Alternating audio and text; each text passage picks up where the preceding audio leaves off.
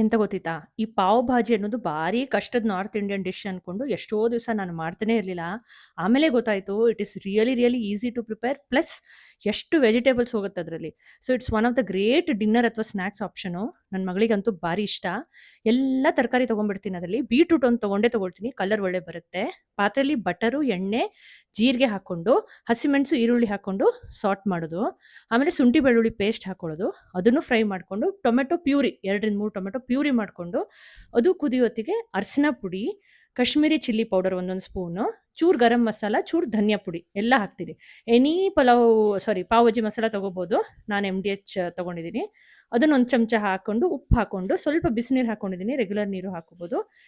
ಎಲ್ಲ ಮಸಾಲ ಬ್ಲೆಂಡ್ ಆದಮೇಲೆ ತರಕಾರಿ ಎಲ್ಲ ಹಾಕೋದು, ಸಾಲ್ಟ್ ಹಾಕೋದು.